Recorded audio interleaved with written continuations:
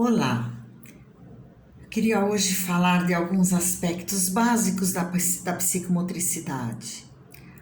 Alguns aspectos para nós pensarmos de como que é complexo esse funcionamento, bem como o quanto que ele é importante. Estudamos a respeito da evolução do homem, a questão dele ser bípede e do quanto que isso promoveu uma estrutura pela qual ele pudesse emitir variados sons, como também ele pudesse utilizar essas mãos. E à medida que ele foi utilizando essas mãos e ele não precisou mais ser quadrúpede, ele desenvolveu essa capacidade de pinça e de fabricar vários instrumentos para que ele pudesse utilizá-los como ferramentas e que ele também pudesse ter uma precisão maior de construir e manufaturar coisas com esse movimento de pinça e trabalhar objetos lapidando de uma forma mais precisa. E mesmo na forma do contato com o outro, de pegar na outra pessoa, de ajudar a fazer alguma coisa no corpo dessa outra pessoa, do cuidar da prole com uma maior delicadeza. Então, a psicomotricidade, ela foi se desenvolvendo, do ato ao pensamento e à linguagem, e várias cadeias de cognição.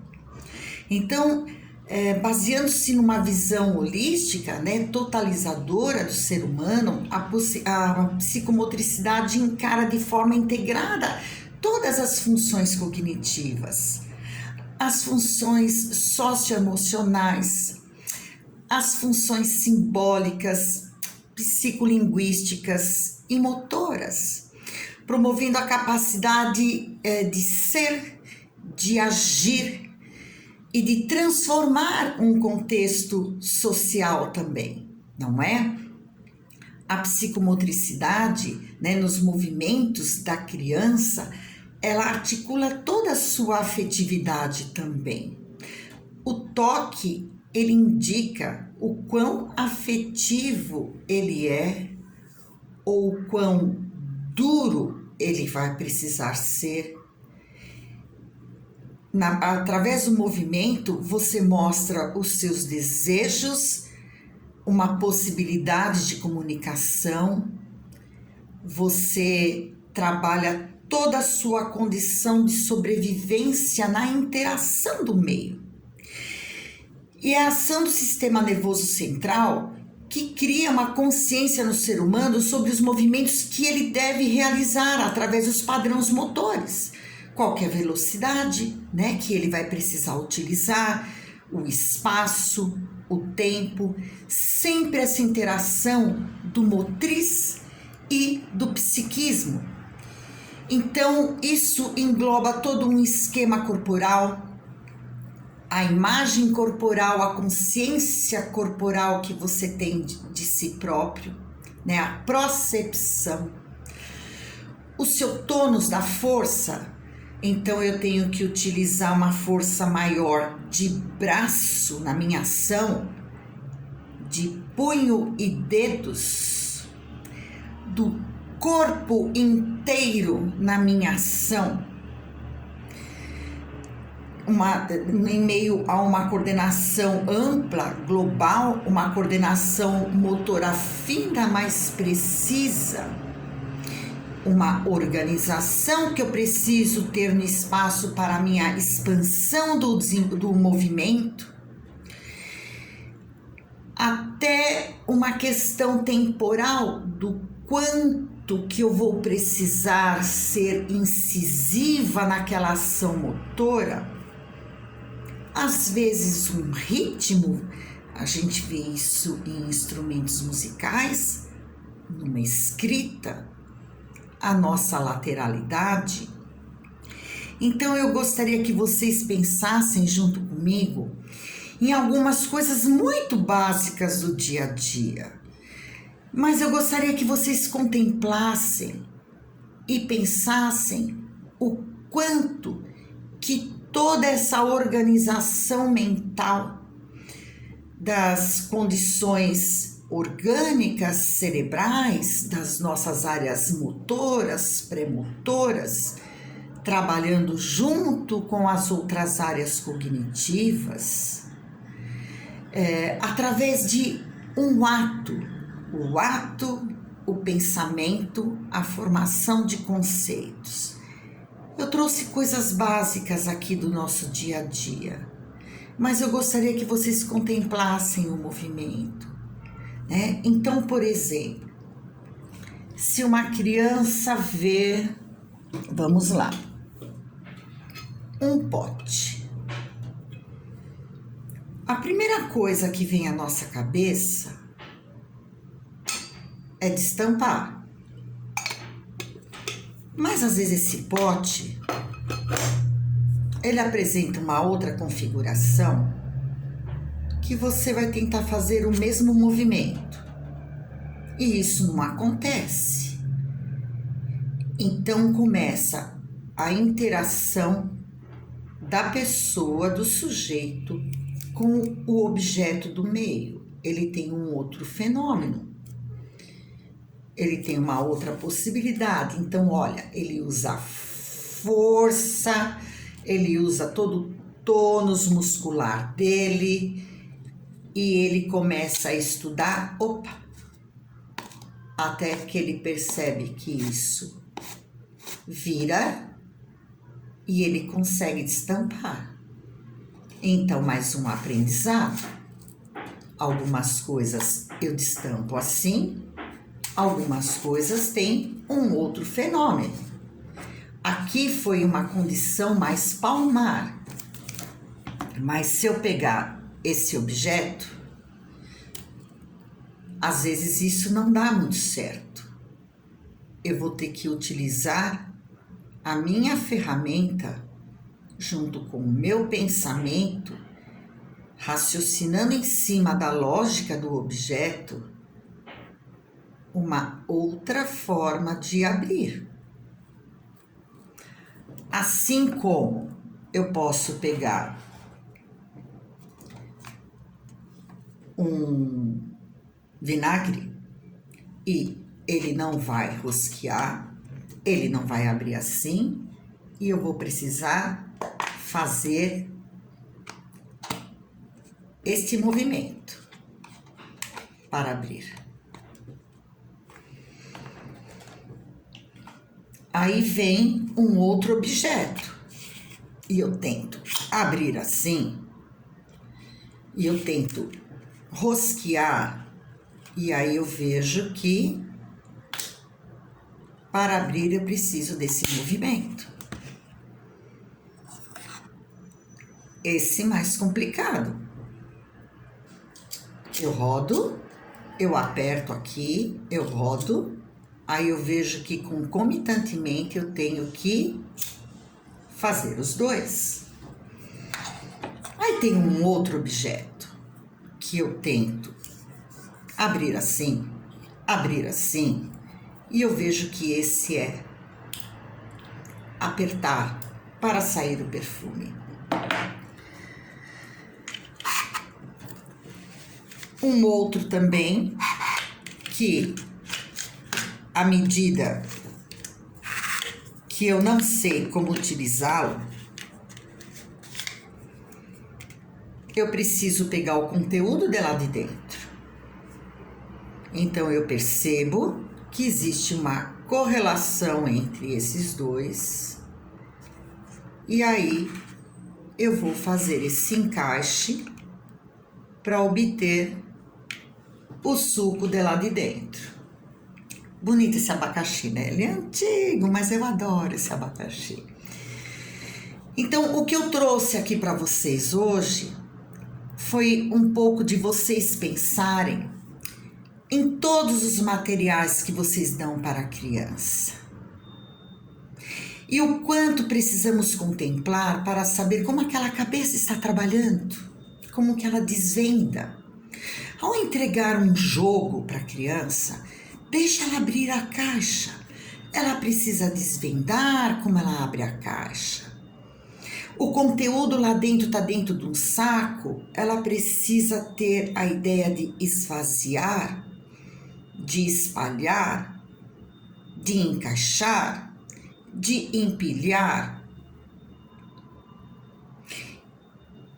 E contemplar esses movimentos, né, é muito importante. E às vezes crianças com problemas motriz ou de aprendizagem, o interessante é ir colocando verbo à medida que elas vão conseguindo executar. Muitas vezes ela pega o material e ela tenta abrir de um jeito, de outro ela tenta desenroscar, e você percebe pelo semblante dela que ela teve um insight, que é rosquear.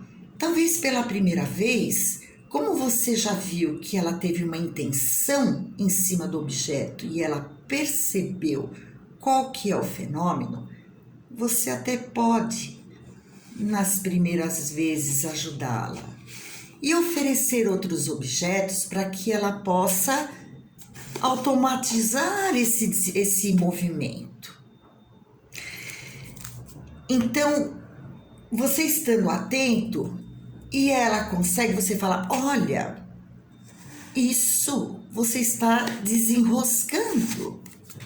Ou então, muito bem, com os seus dedinhos você vai rodando e você está abrindo. Olha só, você achou o buraquinho e viu que o canudo cabe aqui. Esse você viu que precisa só apertar muito bem. Aperte, aperte. Olha esse que difícil, escorrega e segura. Muito bem, você está conseguindo fazer. Olha só, precisa apertar para ele abrir e segurar outra coisa.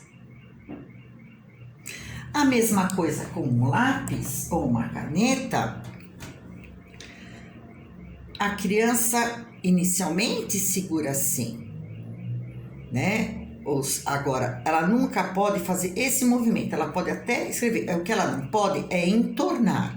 Isso daqui não vai dar princípio nenhum para ela desenvolver o segurar ao lápis. Então, ela vai pegar de diversas formas até ela conseguir, né? E tem algum truquezinho. Você colocando, ao invés de comprar aquelas borrachinhas, aqueles triangulinhos, você colocando um pregador, a hora que ela pega o lápis, ela é praticamente obrigada a fazer isso. Crianças que têm uma dificuldade motora muito grande, existem expanders de mãos, que ela consegue, por exemplo, mexer a mão, mas não tem esse movimento. E nesses expanders enrolados, na ponta existe um ímã que você pode pôr tudo. Você tem um encaixe para lápis, tem um encaixe para pincel de barba, tem um encaixe para colher, para o que for. Porque ela consegue fazer esse movimento, mas não consegue fazer esse. Então, existem algumas adaptações para crianças que têm essa dificuldade motora, que têm hipotonia muscular, uma musculatura que não é rígida. E tudo isso precisamos descobrir. O psicopedagogo, ele precisa ser um facilitador, né, de todo um propósito, de toda uma atividade. Então, eu quis que vocês vissem essas minúcias a respeito da parte psicomotora da criança, para que vocês, no momento de observação com a criança, estejam atentos. Como ela está manipulando, se ela tem uma lateralidade definida, se ela utiliza essa outra mão como ferramenta para fazer as coisas, se essa mão fica sem trabalhar junto com a outra. Então, toda essa observação precisa ser feita. Sabemos que o nosso corpo, ele trabalha conforme você se postura também. Você fazer uma lição de casa assim, deitado, comer segurando a cabeça, você não vai estar executando bem. Numa posição, sentado na cadeira de 90 graus, com uma mesa bem apoiada, que essa mesa não pode nem ficar alta para a criança, para que ela não fique nessa posição, como também nada abaixo, inclusive celular, para que essa coluna não fique numa posição que possa vir a comprometer a postura. Então, a postura num exercício é muito importante. A gente vê isso em artes marciais, a gente vê isso em balé. Então, a postura, o encaixamento de quadril é muito importante para o ato motor. E sempre lembrarmos, né, dessa conjunção, dessa tríade, né, o ato motor, o pensamento e a linguagem, eles se desenvolvem juntos, porque um dá sentido para o outro. Então, quando vocês estiverem à frente de um Lego, quando vocês estiverem à frente de um monta-tudo,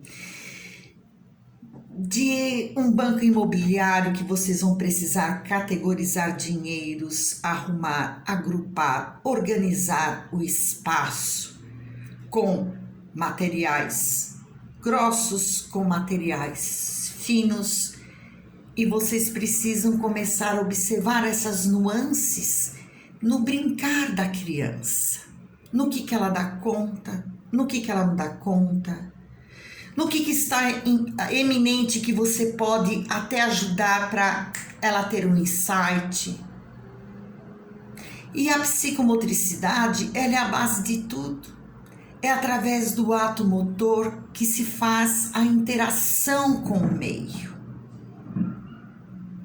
Então, em qualquer brincar, um desenho de uma folha de papel, como essa criança vai pintar, como ela se desloca no meio, tudo isso precisa ser observado.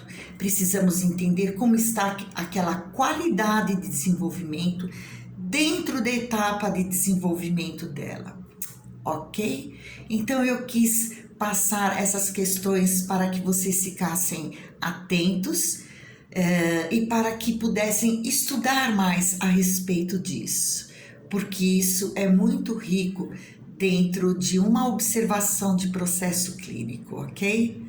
Então, muito obrigada, um beijo para vocês.